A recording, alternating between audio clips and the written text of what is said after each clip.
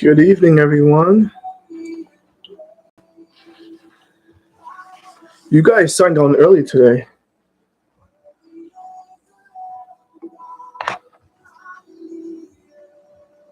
That's funny. I just got a live alert that my live stream started. Can you guys see that? That's funny.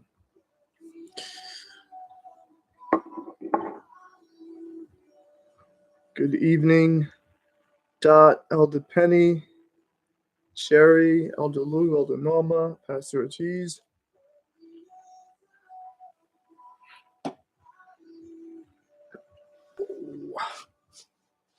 What's that?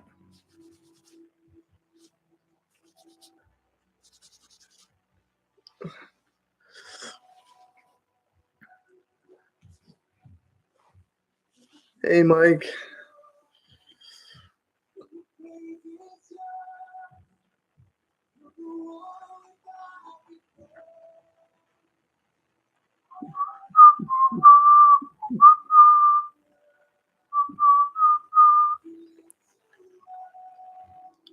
Hi, Christina.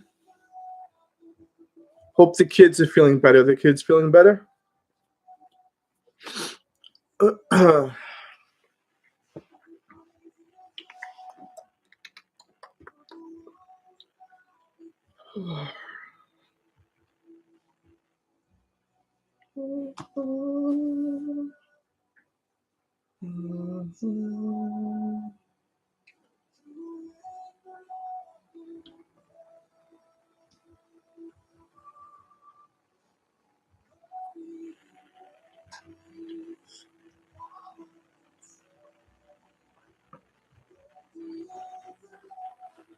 I just had a little bit, not a lot, a little bit of Chinese food for dinner.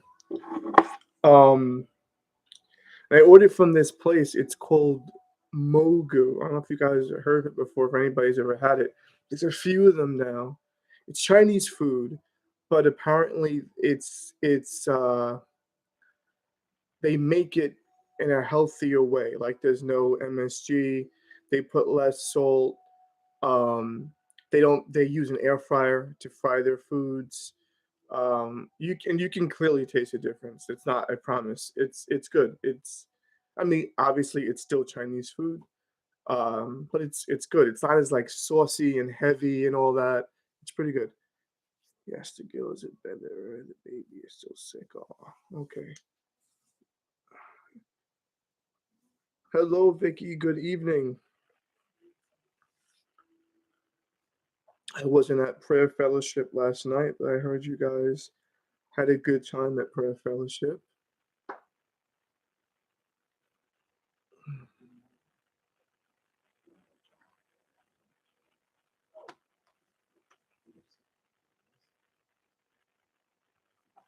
But anyway, so if any of you guys like Chinese food, and of course not to eat often, but it's pretty good. It's called Mogu. Mogu, Mogu. And there's one in Comac, and I feel like I saw they were opening up one like in or one is open in Port Jaffa or something. I don't know.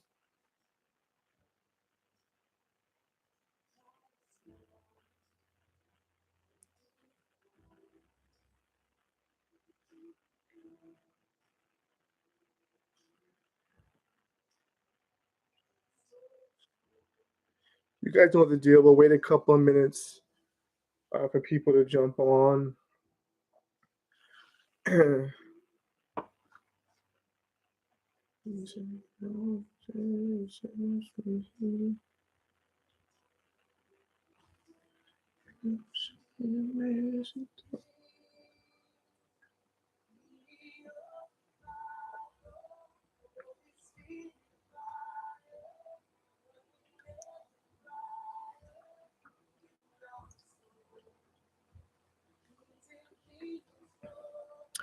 You guys aren't talking to me. Or am I supposed to be talking to you?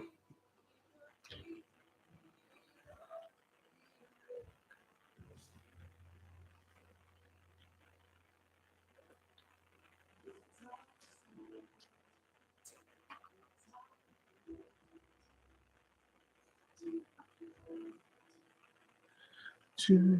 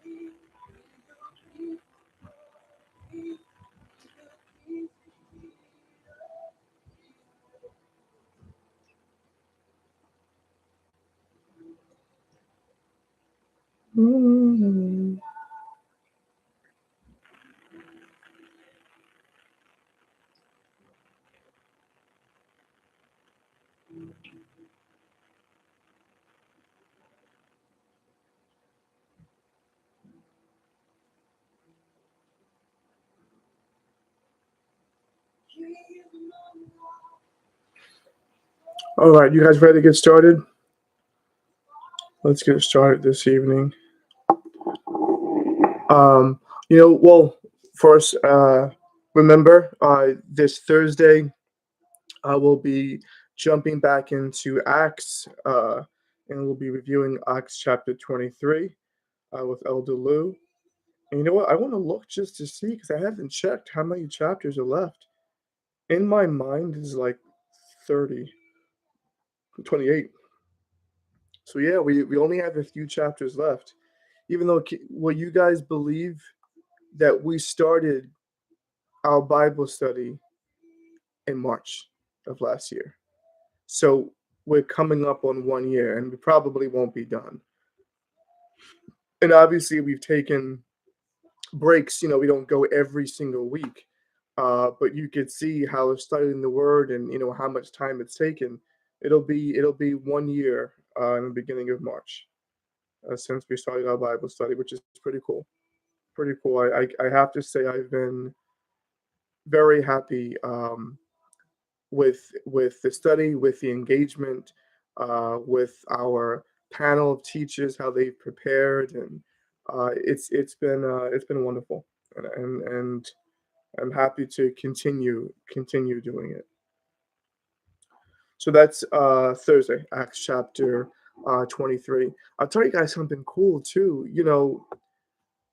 Every Tuesday and Friday from my job, we have a um, what we call a team huddle. It's pretty much virtual. Everybody signs in, and just like how I'm virtual right now, it's pretty much what we do. Some people will be in the office, but you all have cameras, and it's just a team huddle. The meeting will last 20 minutes to a half an hour, and everybody just has an opportunity just to speak high level on some of the successes, some of the things they have to do, and just kind of talk high level about things that are happening in their areas of responsibility. So we do it twice a week, and sometimes it's talking business. Sometimes people might share something funny, whatever. It's just it's a huddle, just like a team building type of thing. And towards the end of there was a few promotions that were announced today. That of course everybody's happy about it, congratulating everyone, and the owner of the company, at some point, they call me, when they'll speak to me in the team huddle, they'll say, "Oh, Pastor Ivan or Pastor Kelly," and he said, and it's not, obviously they're not calling that as their pastor. They more saying it. They more say it's a term of endearment, type of thing. It's difficult to explain, but anyway, so they do that, and he says, you know Are there any words that you want to share with us this morning, or perhaps you want to just say a prayer for all of us? Now, that's unheard of. To put it lightly, this is a obviously a corporation. Obviously, everybody's got their own beliefs and whatever.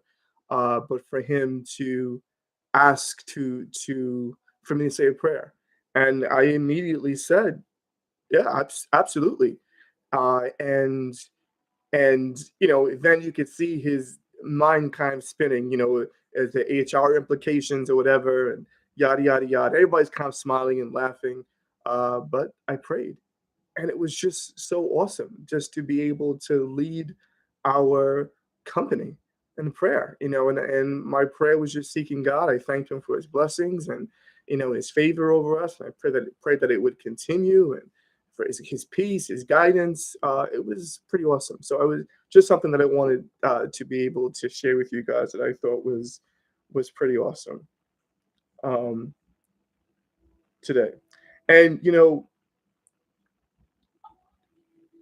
tonight I want to speak to us just in general about our lives, and sometimes perhaps things not going the way we want them to go or the way we thought they should go, and what can come from that. So staying along the lines of things that are taking place at my job, you guys know my job, I've been in this company for 8 years, but I've been in supply chain and operations management for probably 15, going on 15 years. It's been a pretty long time. So and through that time, I obviously I've advanced, and I've progressed in my career, and I've been very career minded since I've been young. All things I would seek God about, and by his favor and his blessings and his hand, he would always lead me. I work very, very hard, but I walk with the favor of God. I'm very, very thankful for that. And probably, I don't think it's been a year, maybe 9 months ago. It could be a year. I don't really remember. Um, there was an announcement made in reference to one of my colleagues that they were going to be promoted to chief of staff, basically the right hand to um, the COO of the company. Brand new role, chief of staff, which is pretty interesting. And not to go off tangent here, but for the past year, probably longer than that, maybe even 2 to 3 years, probably. Uh, when Abe and I speak, obviously you guys know that he has served as my armor bearer, my aide. But when I speak to him, we engage. I would always call him chief of staff because that's really what he's been. A chief of staff is the aide to the leader, but they also help you in leading the team and just making sure the administrative things are done, so on and so forth. So it's just interesting that this was a title that I'd always called Abe, and then all of a sudden this. Um, Title comes up at my job. And I think I've explained before that the parallels between my job and church, it's pretty bizarre how things happen. But anyway, I don't want to go off on a tangent. So this promotion is being announced to one of my colleagues, and it happened to actually be a colleague that reported into me. And if I'm being sincere with you, which I am, um, it kind of left me feeling a certain kind of way. Not against him, which I think is very, very deserving of the role and deserving of the position. But I worked alongside of the COO for especially the past, since COVID extensively, through all that's going on in our company and changes made and all that. And we have established a good rapport, and he very much respects me. You guys met him, when he came for Thanksgiving. So I was taken aback by this position being given to Darren. Again, not because he wasn't deserving of it, because he absolutely was.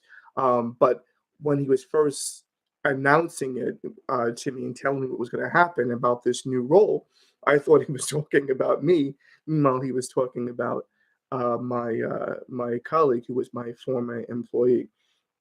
So, in addition to being taken back by that, it left me kind of considering, well, where is my future in this company? Because up until that point, unwritten, but it was pretty much known that I was the number 2, it was the COO, and then it was me, and this kind of bumped me down to number 3, and I can tell you that I didn't like being number 3. Not that there's anything wrong with being number 3, but it just wasn't the role, that I had and what I thought that I had established. So I found myself considering my future again, not thinking about leaving, anything like that.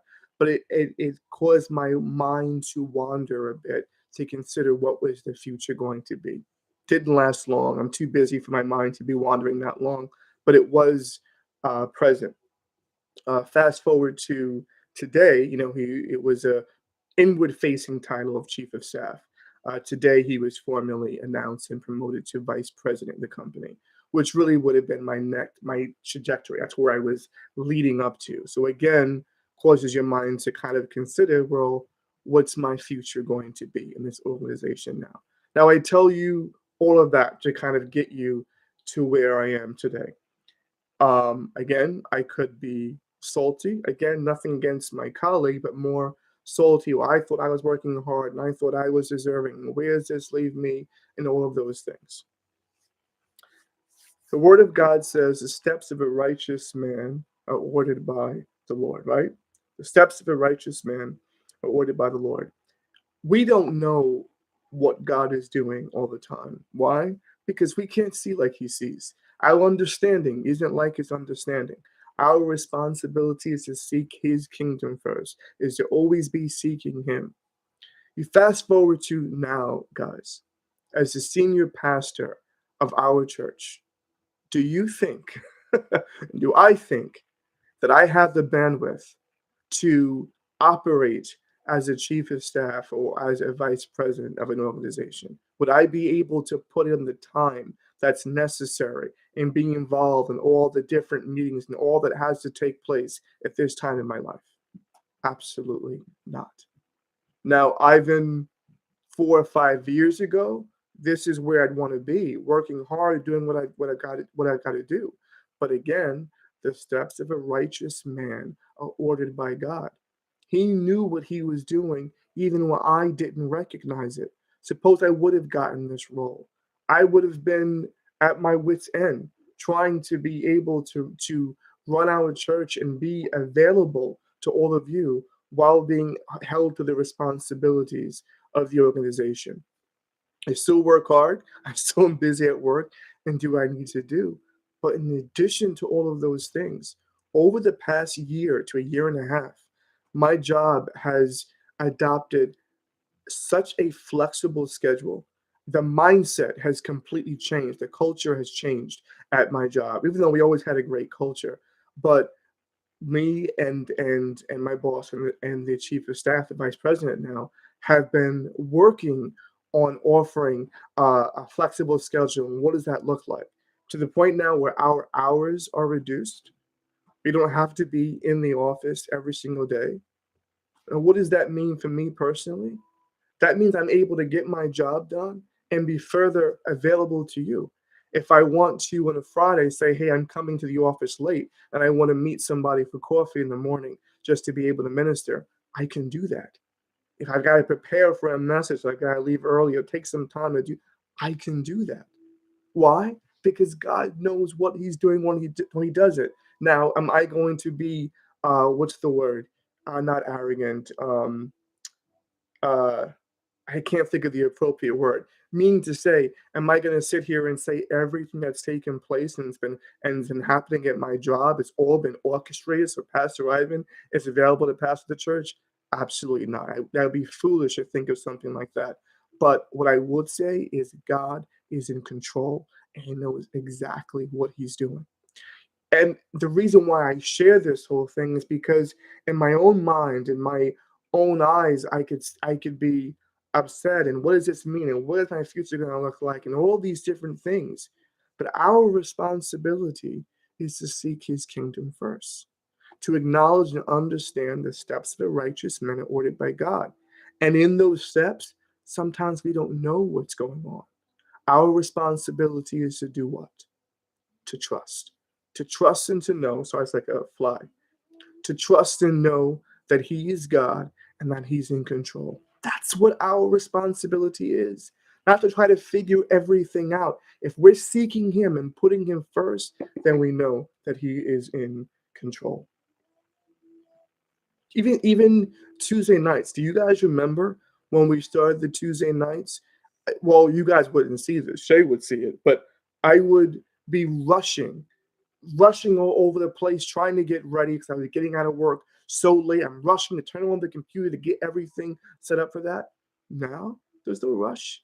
Everything is fine. I know as long as I get my work done, I'm able to leave a little bit earlier on a Tuesday. I can come home. I can even eat dinner sometimes ahead of time, and I'm all prepared and ready to go. God knows what He's doing when He's doing it. But when it's happening, when everything is being prepared, we don't always recognize it. Our responsibility is to trust. Turn to Psalms chapter 37. We're going to look at verse 23. Psalms 37. And as we're talking about this, what you're doing is picturing your own life. And I'm giving you one example. There's tons of examples. I'm giving you an example about my job. We have examples all over the place in our own personal lives. Sometimes we're not aware of what's going on. We don't understand what's happening. We seek God, we pray over His grace, and we tell Him we trust Him. And you can rest easy and be at peace knowing if you're putting him first, if you are seeking his kingdom, everything will be fine.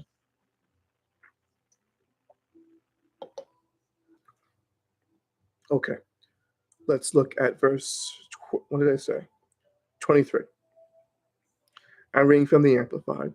The steps of a righteous man are directed and established by the Lord, and he delights in his way. So that means the Lord delights in his way. Let's look at verse 24, guys.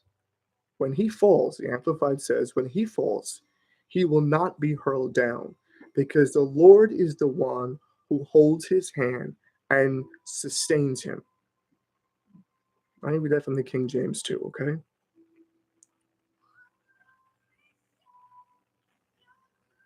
Oh,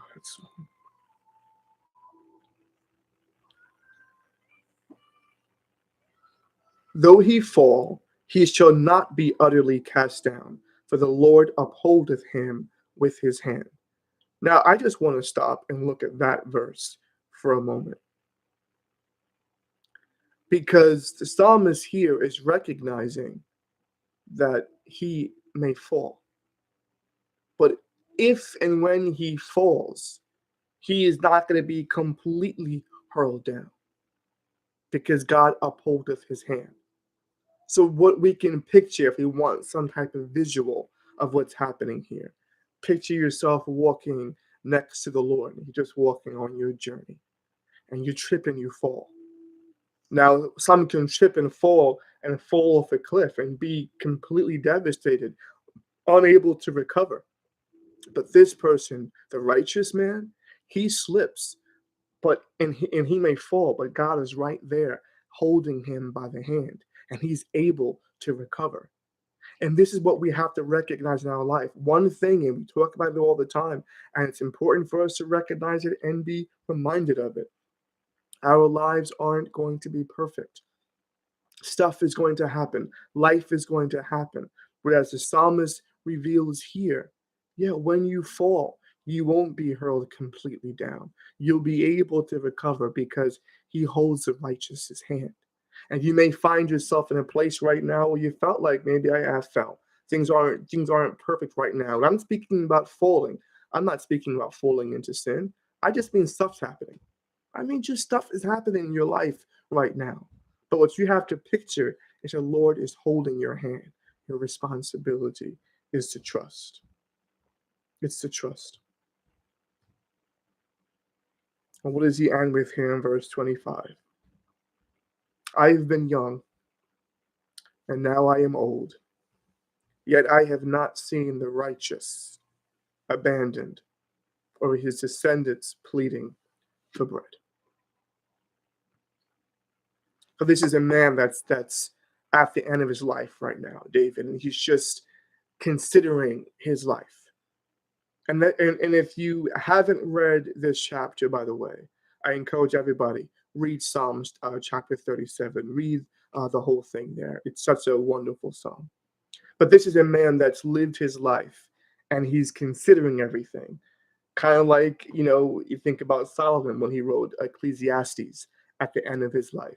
So they're just considering their lives right now. And he's saying, I was once young and now I'm old, and I have never seen the righteous forsaken, or his seed, meaning his seed, his generations, his children, begging for bread. This is the observation that he is making on the continued faithfulness of God, the revelation, the understanding that he is coming to. Now, what he discerns or what he believes forsaken to be, some of us may look at our lives and say, well, this happened and that happened and this happened. I didn't feel like God was there for this. Really consider.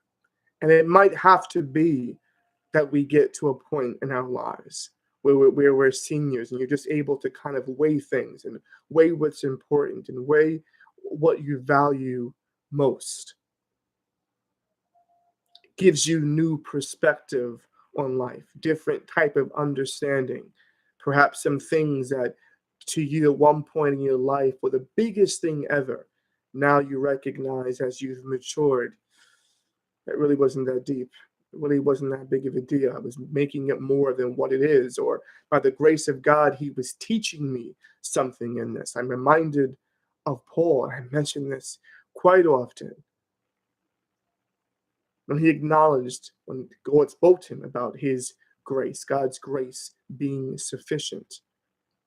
Whatever thing that Paul had, that he sought the Lord 3 times to have removed, but God's grace was sufficient. And Paul clung to his weakness. He clung to that thing because in his weakness he is strong, not in the strength of himself, but in the strength of the Lord. And this is where we have to find ourselves. Our strength is in us. Our strength is in him. And you have to ask yourself, am I seeking his kingdom first? Is he ordering my steps? Is he establishing them? That means everything that we do, how we operate, it's all orchestrated by God. And, you know, people might respond to that and say, well, God gives us free will. We're not robots. Yes, absolutely right. We're choosing to follow. We're choosing to yield. We're choosing to seek because we recognize in all of those things, there lies the blessing of God. There lies the favor of God, not merely on temporal things that we have on in this earth, but to an eternity that we will spend with him. So let's ask ourselves this evening, are my steps being ordered? Is the situation that I'm in right now, though it may not look the way I want it to look like, is it his master plan? I shared a little small situation with my career that I could have frowned about and been pissed about and complained about and all those different things. I thought about it, I let it go. And now you fast forward now, you say, wow, God, you always know what you're doing. The steps of a righteous man are ordered by God. I pray this ministered to you guys this evening. Reminder again to review Acts chapter 23. You receive the questions on Sunday. Make sure you come with those questions ready, and we'll have a great time on Thursday evening. I pray you all have a blessed night. Love you guys. Good night.